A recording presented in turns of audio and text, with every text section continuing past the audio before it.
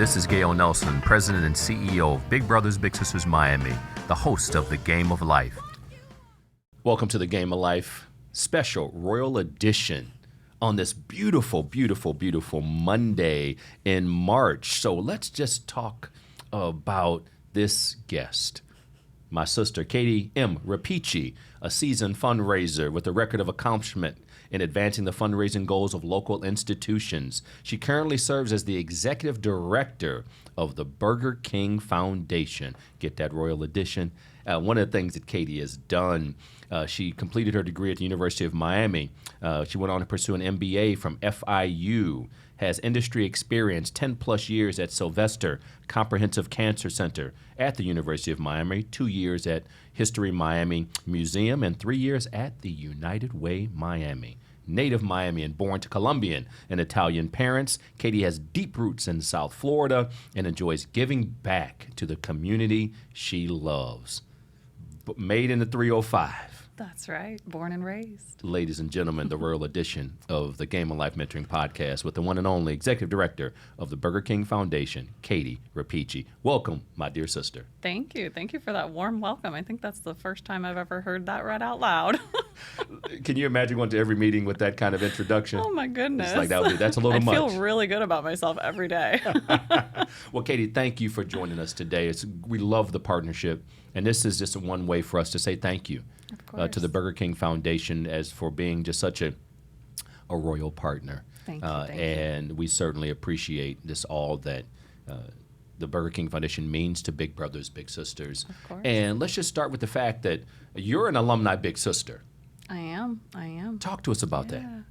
So I had a lovely experience being a big sister. Unfortunately, my little, she graduated, and so our time was kind of up. But it was really nice kind of mentoring and getting outside of my bubble, right? I don't think we realize the struggles that some of these kids are facing. And so it's really important to connect back to those kind of like really rudimentary things that we don't think about.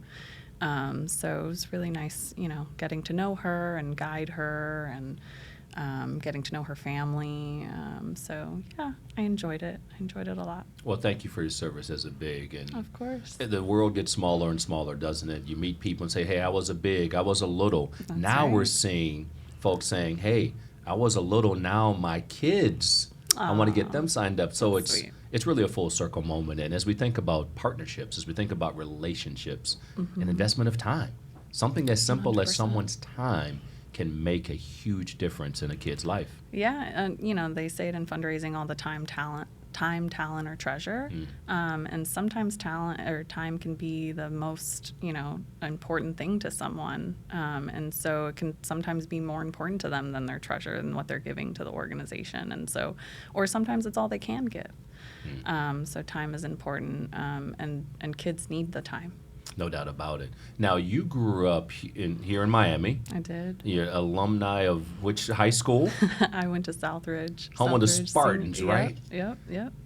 Yeah, it's a different school now. Back when I was there, it was a lot different. But I say all the time that I learned things there that you can't learn in any book, right? And that to me was super valuable. And it kind of gave me perspective of the world. And how things work.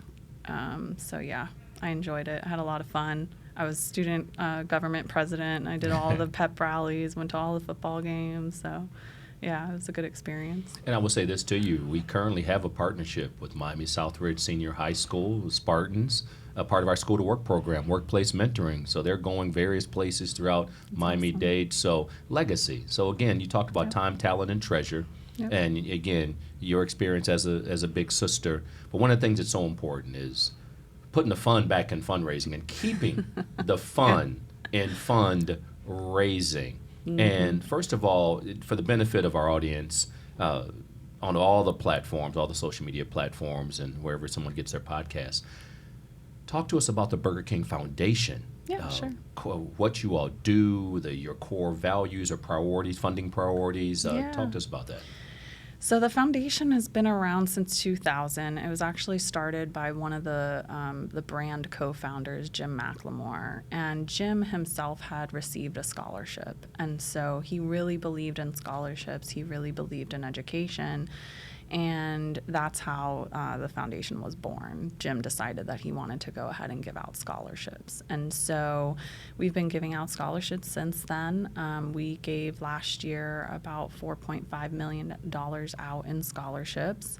And anybody can apply. Anybody, not just employees, not just children of employees, anybody can apply, and you can get from $1,000 all the way up to $50,000. So that's really our flagship program. We also have another program that is really aimed at employees, and an employee that's experiencing an emergency, whether it's a natural disaster or their house burnt down, or they've experienced a death, they can also get funding from the foundation. So those are our two kind of main programs currently. We're actually undergoing a strategic plan right now to see how we can continue to do that work, but really broaden it through partnerships like Big Brothers Big Sisters, and how we can be supporting our whole brand, because we are global. And so what does that look like, as we as a brand kind of expand and grow? How can the foundation be supporting that? So all those scholarships, that $4+ million in scholarships, that's not limited to South Florida. That's across the nation. That's across the nation, and we've given out since 2000 $55 million in scholarships to about 50,000 students. So yeah, that's anywhere anybody can apply.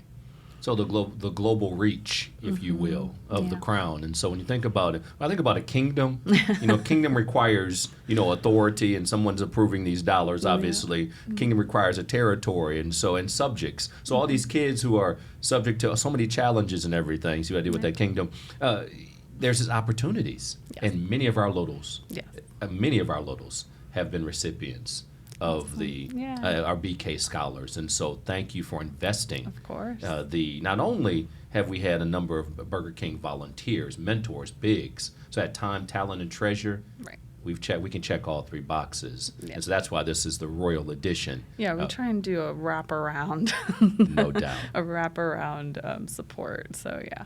That's great stuff. And so we talked about fundraising, and there's something special coming up.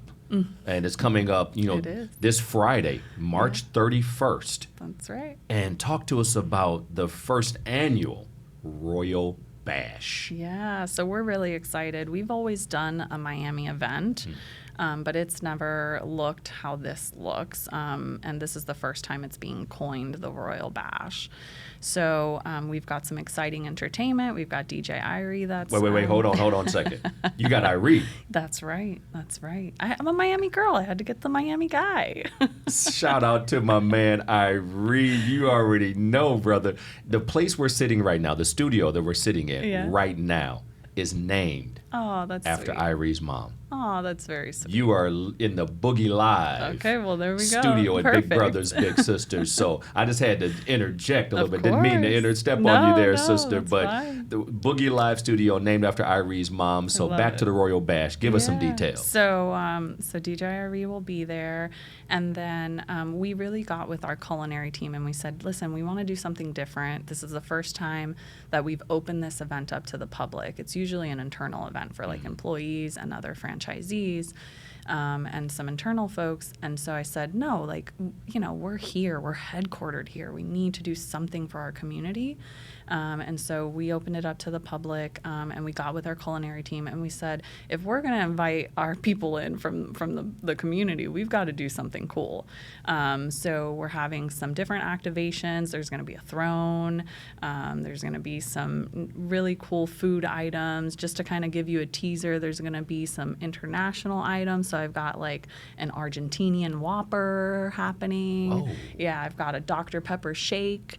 So the menu items are going to be different and new and cool. It's not just going to be the Whopper that you can pick up at any Burger King. So we're excited, and we're hoping that people will come out and support and hear more about the foundation. So now, where is this event taking place, and what time, and how can folks, again, that are listening right now, get information, sign up, register? Yeah, so So if you just go to our website, BurgerKing.com or BurgerKingFoundation.com, you can check out the tickets there, and they're $150. It's going to be on Miami Beach, and it'll be at the Surf Colmer. And it starts at 7 p.m.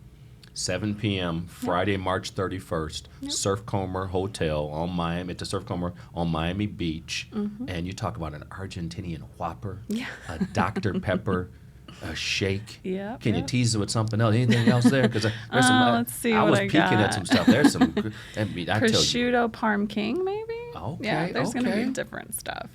Gouda rings, maybe. Gouda rings. I'm just saying. Yeah. Just saying.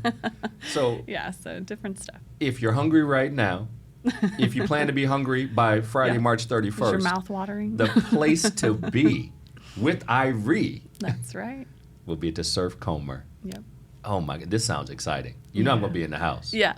Okay, so you're definitely welcome anytime. On my watch, you're there. I would definitely be there. And so as we talk about fundraising, and we'll drop another information on the Royal Bash in just a minute, but let's just spend a minute on fundraising, because this is a cool event. But at the end of the day, the Royal Bash, first annual, Surf Comer, Miami Beach, cool location, cool venue, incredible food. But it's to raise money for? Correct. Yeah, it's to raise money for the Burger King Foundation. So going back to those scholarships that we talked about and really funding the kids. That's what it's going to. So the full circle moment. You began as a mentor of Big Sister. You all are invested, millions of dollars over the years.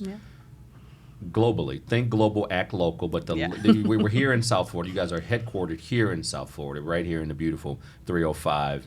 But here's an opportunity for folks throughout, if you're in town.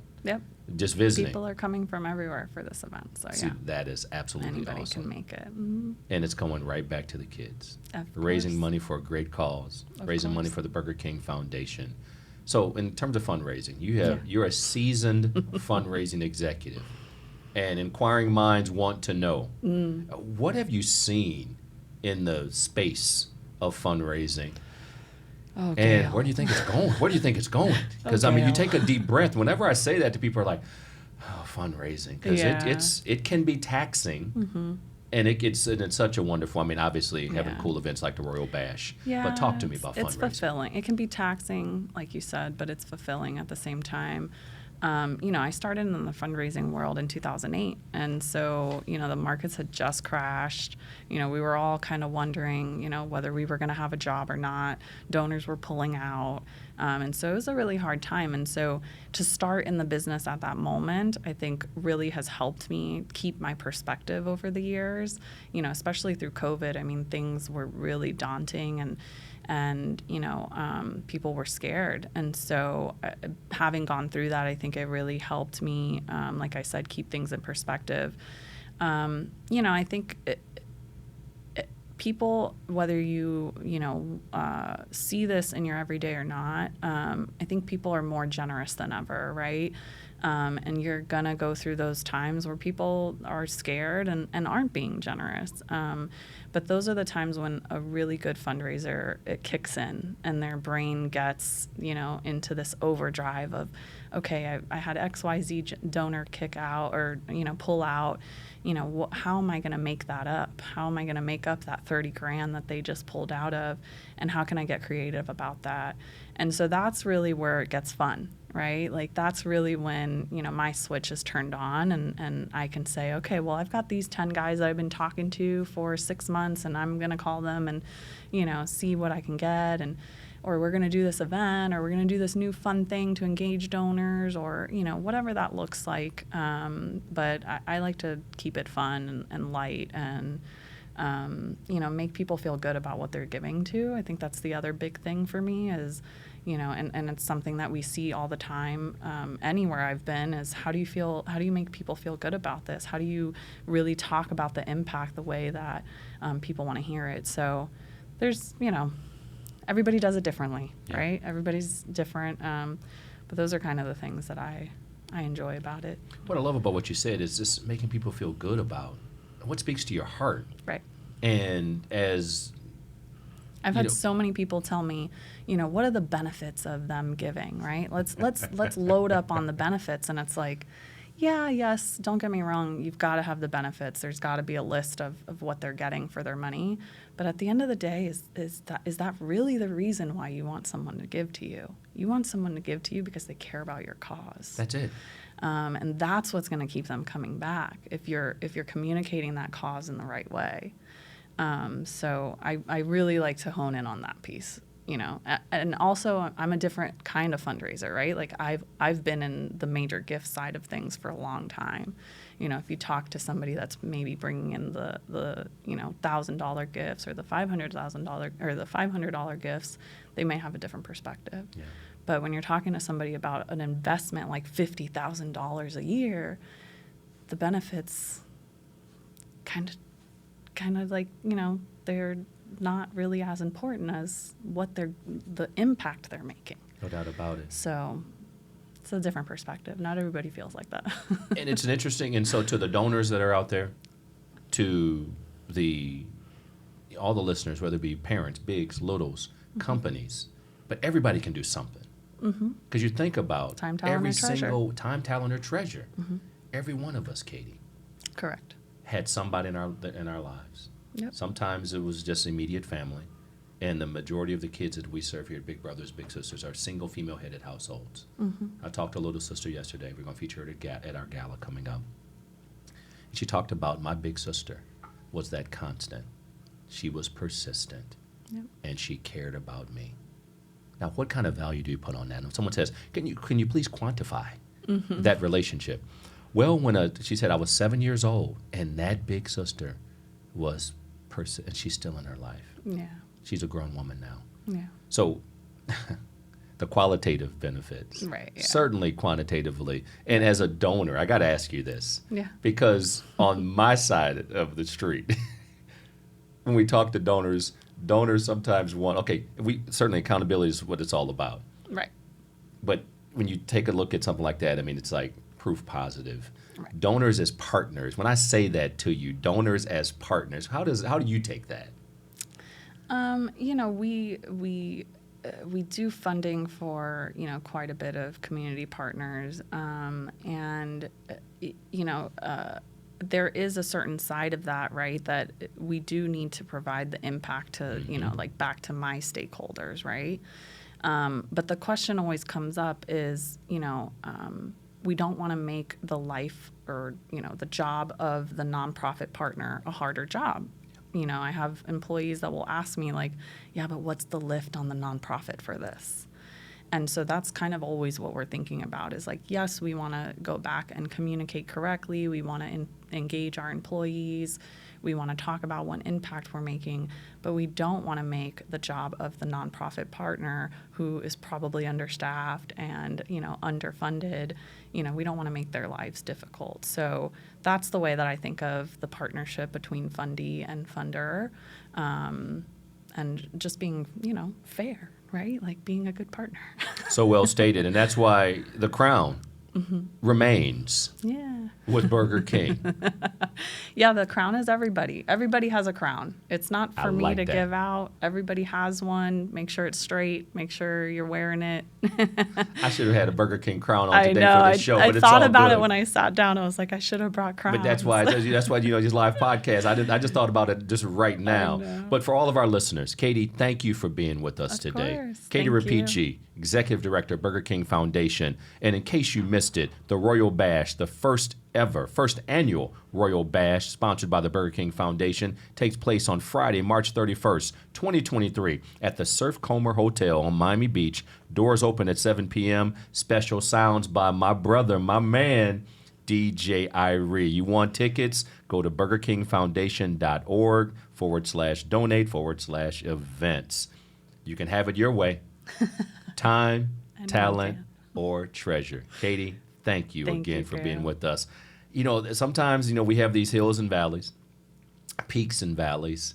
Our kids go through a whole lot. But when it comes to fundraising, when it comes to the Royal Bash and raising money for scholarships, ain't no mountain high enough. Thank you for joining us on the Game of Life Mentoring Podcast. I'm your host, Gale Nelson. In the Game of Life, everybody makes a team, but how you play is up to you. Let's go.